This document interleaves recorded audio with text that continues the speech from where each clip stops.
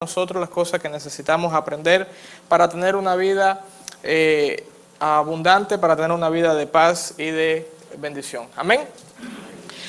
Hoy quiero leer una historia, hablar acerca de una historia pero muy hermosa que se encuentra en el libro de Ruth. Vamos a buscar el libro de Ruth. Vamos a leer el primer capítulo 1 del versículo 1 al versículo 18. Y a medida que lo vayamos encontrando, nos ponemos de pie para reverenciar la palabra del Señor.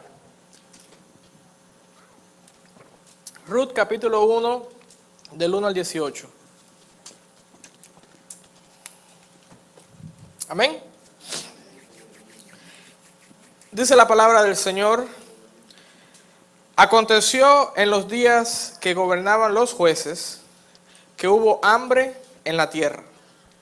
Y un varón de Belén, de Judá, fue a morar en los campos de Moab, él y su mujer y 2 hijos suyos.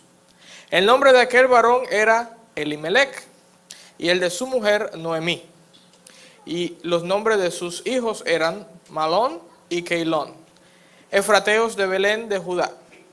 Llegaron pues a los campos de Moab y se quedaron allí. Diga conmigo, se quedaron allí. Y murió Elimelec, marido de Noemí, y quedó ella con sus 2 hijos, los cuales tomaron para sí mujeres moabitas. El nombre de una era, y habitaron allí unos 10 años. Y murieron también los 2, Malón y Keilón, quedando así la mujer desamparada de sus 2 hijos y de su marido. Entonces se levantó con sus nueras y regresó de los campos de Moab, porque oyó en el campo de Moab que Jehová había visitado a su pueblo para darles pan. Salió pues del lugar donde había estado, y con ella sus 2 nueras, y comenzaron a caminar para volverse a la tierra de Judá. Y Noemí dijo a sus 2 nueras: andad, volveos cada una a la casa de su madre. Jehová haga con vosotras misericordia, como lo habéis hecho con los muertos y conmigo. Os conceda Jehová que halléis descanso cada una en casa de su marido. Luego las besó, y ellas alzaron su voz y lloraron, y le dijeron: ciertamente nosotras iremos contigo a tu pueblo. Y Noemí respondió: volveos, hijas mías, ¿para qué habéis de ir conmigo? ¿Tengo yo más hijos en el vientre que pueda ser vuestros maridos? Volveos, hijas mías, e idos, porque yo ya soy vieja para tener marido. Y aunque dijese: esperanza tengo, y esta noche estuviese con marido, y aún diese a luz, ¿habéis vosotras de esperarlos hasta que fuesen grandes? ¿Habías de quedaros sin casa por amor a ellos? No, hijas mías, ¿qué mayor amargura tengo yo que vosotras? Pues la mano de Jehová ha salido contra mí. Y ellas alzaron otra vez su voz y lloraron, y Orfa besó a su suegra, mas Ruth se quedó con ella. Y Noemí dijo: he aquí tu cuñada se ha vuelto a su pueblo y a sus dioses. Vuélvete tú tras ellas. Respondió Ruth: no me ruegues que te deje y me aparte de ti, porque a donde quiera que tú fueres, iré yo, y donde quiera que vivieres, viviré. Tu pueblo será mi pueblo, y Dios. Donde tú murieres, moriré yo, y allí seré sepultada. Así me haga Jehová, y aún me añada, que solo la muerte hará separación entre nosotras 2. Y viendo Noemí que estaba tan resuelta a ir con ella, no dijo más. Dios, te bendecimos, Padre. Gracias por esta palabra, Señor, que tú nos has permitido leer en esta mañana. Te pedimos, Señor, que seas tú hablando en este día, y que podamos entender, Señor, las maravillas, Señor, que tú tienes para nosotros a través de esta lectura, Señor. Gracias, Señor. Abre nuestros entendimientos, Señor. Presta, Señor, oh Padre Santo, en esta hora tu Espíritu para que nosotros podamos sentir tu presencia. Gracias en el nombre de Jesús. Amén. Podemos sentarnos. Esta historia comienza haciendo una referencia a una familia en Belén de Judá. Una familia la cual lista los nombres comenzando poniendo en primer lugar a Elimelec, el padre de familia, quien tomó una decisión de dejar a lo que Dios le había dado para ir a otro lugar donde a simple vista iban a tener ellos más beneficios que donde ellos estaban. ¿Okay? El título del mensaje del día de hoy es: tus decisiones y las decisiones del Dios que adoramos. En esta historia siempre se le ha puesto énfasis a Ruth, ¿ok? Por supuesto, está bien. El título del libro es Ruth, all right? Por eso se le llama así. Pero aquí hay dos personajes a los cuales a uno se nombra de vez en cuando y a otro el cual está en la historia, pero casi nunca se nombra. Vamos a ponerles atención a estos personajes. Pero antes de nada tenemos que entender cuál es la escena en la cual se está desenvolviendo esta historia. El libro fue escrito por el profeta Samuel, quien según conocemos fue uno de los jueces de Israel, antes de que se escogiera al primer rey de Israel, el rey Saúl. El rey Saúl fue prácticamente demandado por el pueblo, por la nación, porque era la única nación que no tenía un Dios terrenal. Más bien, Dios le había ordenado que solamente serían gobernados única y exclusivamente por Dios. Ahora, se pueden imaginar esto de una manera un poquitico penosa, diríamos yo, para el pueblo de Israel. Cada vez que ellos iban y hablaban con otro pueblo venía y decía, ¿dónde está el rey de ustedes? Que viene y le decía, no, el rey de nosotros está en los cielos. La gente decía, pero ¿cómo así? Todo el mundo tiene rey. Y dice, sí, el rey de nosotros es Jehová, está en el cielo. Y eso le traía a ellos, le provocaba a ellos como que ese sentimiento de que nos falta algo para ser igual a los demás. Dios le había dicho al pueblo que Él iba a ser su rey. Pero ellos aún así demandaron un rey terrenal. Vamos, en 1 Samuel, capítulo 8, del 5 al 7, vemos lo que pasó. 1 Samuel 8, del 5 al 7. Dice, he aquí, tú has envejecido, le están diciendo a Samuel, y tus hijos no andan en tus caminos. Por tanto, constitúyenos ahora un rey que nos juzgue como tienen todas las naciones. Aquí vemos a el pueblo pidiendo ese rey. Pero eso no agradó a Samuel. No agradó a Samuel esta palabra que dijeron, danos un rey que nos juzgue. Y Samuel oró a Jehová. Y dijo Jehová a Samuel, oye la voz del pueblo en todo lo que te digan, porque no te han desechado a ti, sino a mí me han desechado para que no reine sobre ellos.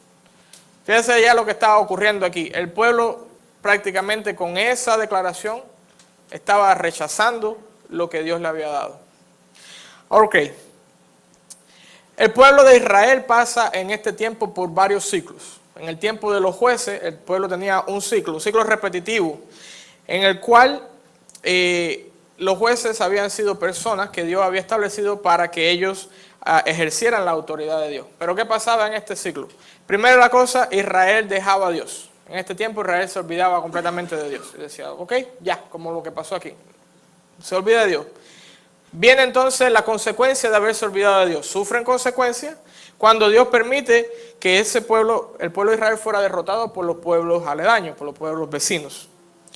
La tercera cosa que ocurre es que Israel entonces clama a Dios. O sea, cuando están entonces en los problemas, viene Israel otra vez y clama a Dios nuevamente para la liberación. ¿Qué ocurre? Dios escucha la oración. Dios siempre escucha la oración, Dios escucha el clamor, y entonces Dios levanta a un juez. Y vuelve otra vez y se repite el mismo ciclo nuevamente. Ese ciclo pasó varias veces con el pueblo. Ahora, la historia de Ruth ocurre en uno de estos ciclos cuando dice que en Belén había, ¿qué cosa? Hambre. Había hambre debido a la desobediencia del pueblo. Vemos entonces a Elimelech. Elimelech toma la decisión de sacar a su familia del plan de Dios y llevarlos a donde la prosperidad de la tierra era más atractiva. Estaban pasando hambre en un lado y dice, ok, vamos hacia este lugar donde allí podemos resolver nuestro problema. Recordamos algo, la palabra de Dios relata los hechos en la vida que ocurren, pero siempre tiene una conexión con lo espiritual. Por supuesto que nosotros tenemos que proveer para nuestra familia. Eso es así, es verdad. Pero nunca debemos de olvidarnos de nuestro proveedor. De Elimelech se dice que fue a los campos de Moab. ¿Y qué le pasó a Elimelech? Murió allí. ¿Okay? También sus dos hijos murieron allí. Pero una sola persona regresó. Y esta fue Noemí, de la familia. Ella regresó con la nuera, pero ella, del grupo que fue hacia allá, la única que regresó fue Noemí. Para poder continuar tenemos que entender cuál es el problema de los campos de Moab. ¿Cuál era el problema este? ¿Por qué hay un conflicto aquí de intereses con lo que Moab quiere decir? Vamos a entender esta cosa. En Deuteronomio 23.3, no lo busquen si lo quieren anotar de eso. En Deuteronomio 23.3, el Señor le dice al pueblo que no entrará ningún moabita ni amonita a la congregación de Israel. ¿Ok? En Jueces 24.9, el rey de Moab le paga a un profeta, a Balaam, para que vaya a declarar maldición sobre Israel. Moab fue el hijo de la hija mayor de Lot. ¿Se acuerdan de la historia de Lot? Ok. Ahora, los moabitas son la descendencia de Moab, de ese primer hijo. El segundo hijo, la hija menor de Lot tuvo entonces el otro hijo que era Amón. Entonces de ahí salieron los amonitas. Ok. Ahora, los moabitas salieron por la misericordia de Dios del castigo y del pecado, pero aún habían sido liberados pero coqueteaban aún con el pecado. Vamos a recordarnos la historia. ¿Por qué Dios estaba enojado con los moabitas? Los moabitas son descendientes de Lot, que después de haber sido liberado del castigo por su desobediencia, decidió seguir su camino y no el camino de Dios. ¿Se acuerdan de la historia de Lot, verdad? ¿Se acuerdan de Sodoma y Gomorra? Ok. Abraham intercedió prácticamente para que Lot no muriera. Lot sale de Sodoma y Gomorra y en vez de irse a donde Abraham, él decide huir. Y huyen entonces para una cueva en la ciudad de Zoar. Estando ahí en la cueva ellos, entonces las dos hijas se preocupan. Porque dice, nuestro padre no tiene descendencia. ¿Y qué ocurrió entonces? Ellos emborracharon a su padre. La hija mayor tuvo la idea, le dijo, vamos a emborrachar a nuestro padre y vamos a estar con él para que así entonces tengamos descendencia de parte de nuestro padre. Y eso fue lo que hicieron. La hija mayor un día emborrachó al papá, ok, y entonces estuvo con el papá. Y dice que Lot no se enteró, no se dio cuenta, él estaba borracho. Y al otro día volvió a pasar la misma cosa. Y de ellos dos entonces nacieron estos hijos, Moab, y nació también Amón. Ahora, ¿qué es lo que es el problema? Estando en Sodoma y Gomorra, esto es lo que estas gentes aprendieron. Si ustedes se acuerdan cuál era el pecado de Sodoma y Gomorra, cuál era la perversión que había en Sodoma y Gomorra. Ellos ven el castigo de Dios. Dios castiga, manda fuego del cielo, destruye la ciudad, le da la misericordia, lo saca de ahí adentro, pero no hizo ningún cambio en la vida de ellos. Inclusive, se acuerdan de la mujer de Lot, que fue lo que le pasó. Miró hacia atrás y se convirtió en una estatua de sal. Yo vi un documental que hicieron acerca de cómo es posible que haya ocurrido esto de que esta mujer se haya convertido en una estatua de sal. Y esto científicos cristianos dicen, fácil.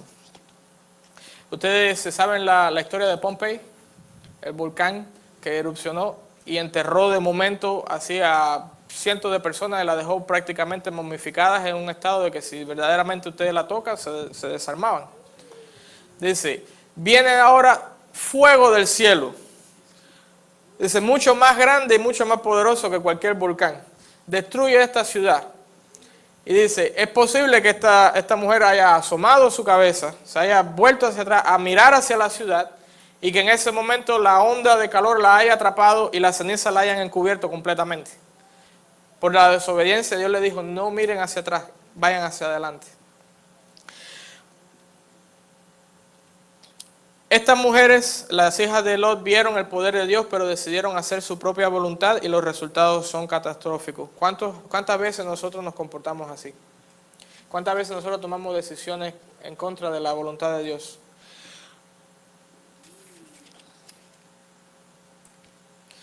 A veces nosotros, Dios nos saca de Moab, Dios nos saca de ahí de Sodoma y Gomorra.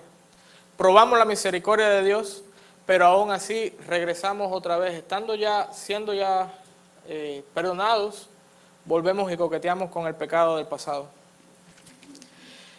Una persona adulta toma 35,000 decisiones al día.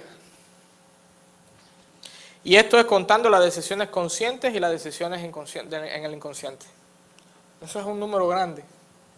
Ahora, imagínate si nosotros tomamos 35,000 decisiones al día y ninguna de esas decisiones agradan a Dios.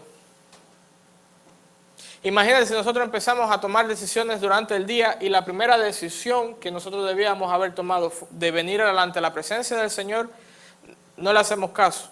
De ahí para allá es un efecto dominó. El resto de las decisiones, ninguna van a hacerle gloria a Dios. Por eso que dice la palabra del Señor, que Él escucha a los que de temprano lo buscan.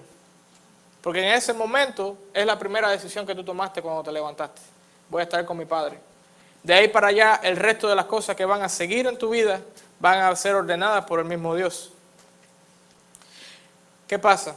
Si no hacemos eso, tenemos 35,000 decisiones incorrectas que vamos a tomar y cuando nos caigan las consecuencias, no nos maravillemos porque nos pasan las cosas. No le echemos la culpa al diablo. Eso es lo más fácil, se le vamos a echar la culpa al diablo.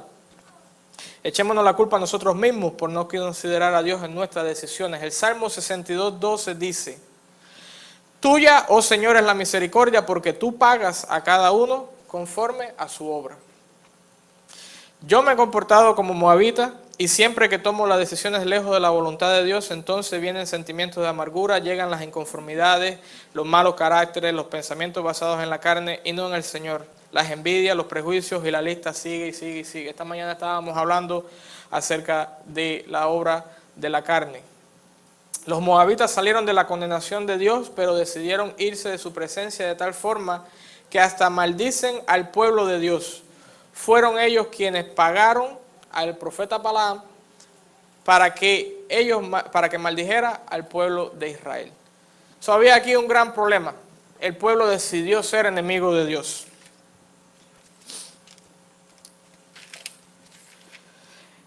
Elimelech sabía esto.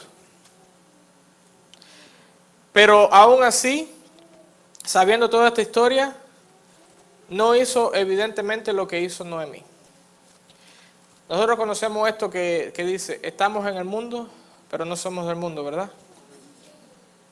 En el versículo 8, Noemí, que es la primera persona a la cual quiero hablar de este relato, dice, Jehová haga misericordia. En el versículo 9, Noemí dice, Jehová conceda que haya descanso. En el versículo 13, Noemí reconoce la mano de Jehová corrigiéndole en su vida. En uno de los estudios que hicimos el miércoles aquí entendimos que solo existen dos tipos de personas. La persona que cree y la persona que no cree. Noemí debe de ser el ejemplo para cada creyente. Noemí fue hacia Moab con Elimelech. Pero Noemí en el camino de ida, en el camino de vuelta, ella estaba consciente de quién era Dios.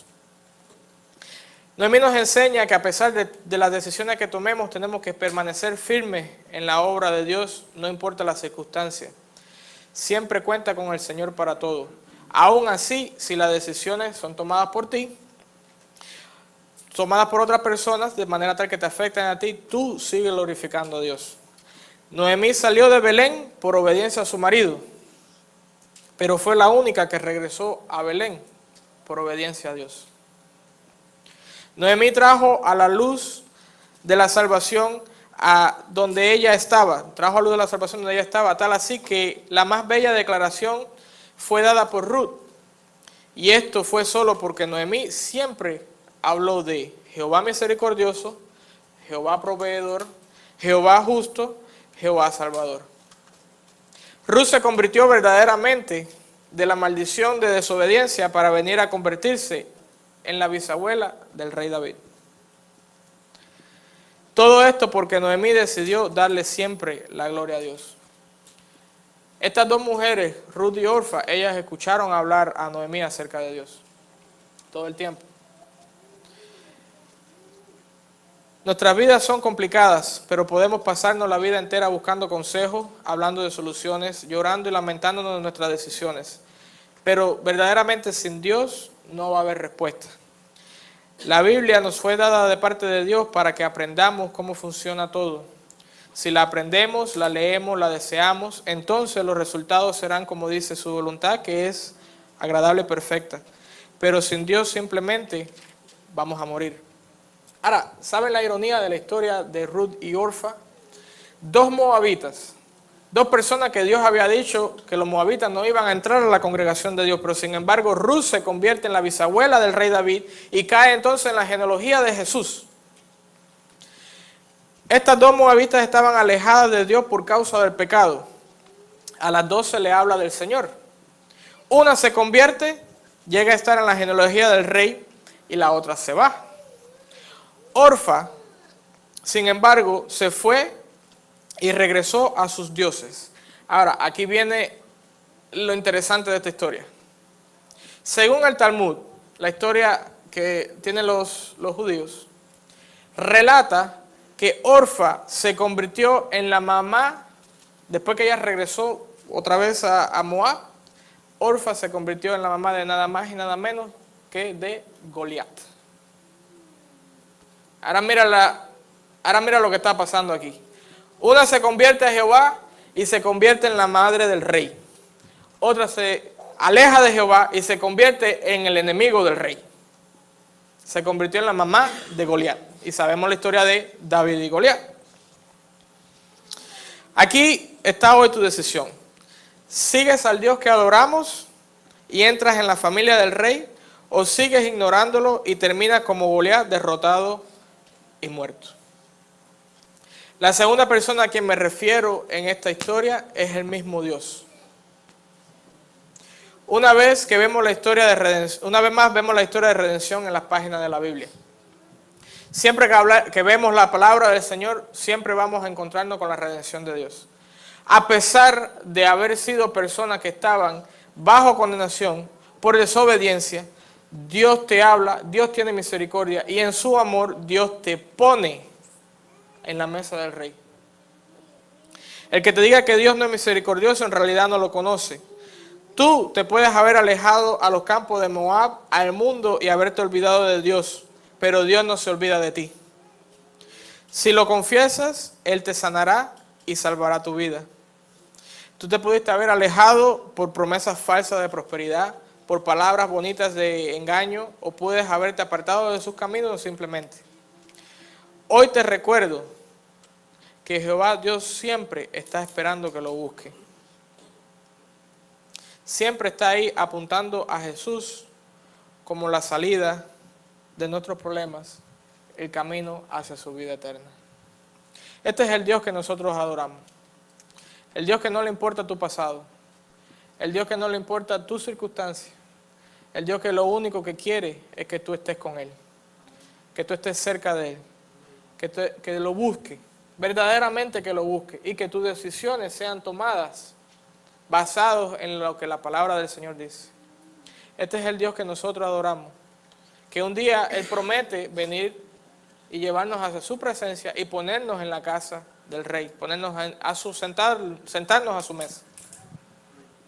Si nosotros hacemos eso, sabemos cuál es nuestra recompensa. Pero si no hacemos eso, nos va a pasar como a Goliat, que fue derrotado y fue muerto. Este es el Dios que nosotros adoramos. Vamos a ponernos de